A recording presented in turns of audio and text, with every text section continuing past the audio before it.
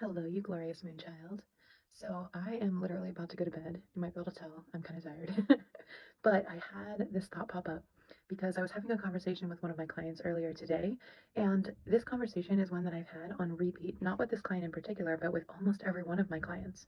And so as I'm getting ready for bed and I'm mulling things over, as we do when we've got plenty of space in our day for the brain sponge to squeeze out, right? I realized that if I've had this conversation as a clarity coach with multiple clients, maybe my humans, my friends on the interwebs, also need this reminder or this insight.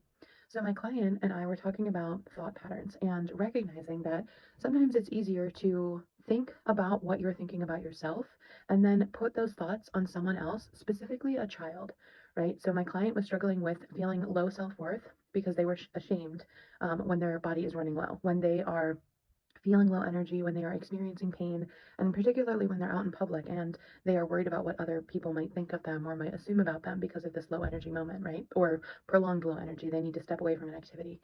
And I said to them, what would you say if you saw your son, struggling with that? If you saw your child or a child struggling with that, where they are feeling very low energy and you can tell that they are lethargic and run down and they need to rest. And then they say, oh, but I shouldn't rest. I should do this. Would you tell them like to go and do that? Would you push them to just push through and not listen to their body?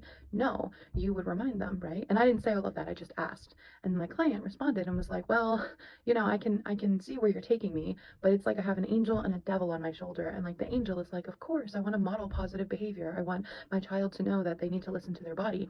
But then the devil on my shoulder is like, oh yeah, but that doesn't apply to me. Like I'm an adult and I should be able to do this and I should be able to do that and so on, right? And so I reminded them, and this is the key part because this really changed the game for me. Listen here, stay over. This changed the game for me.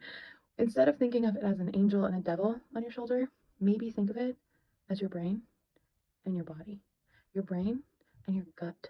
Your brain having those conscious thoughts that are not always healthy and supportive, and your intuition, which knows that you are deeply loved, you are deeply worthy, you are allowed to rest, you don't have to earn it. And you stepping away from an activity because you're tired, because you're run down, because it's no longer serving you, or it is in fact hurting you to do it, that is the right thing to do.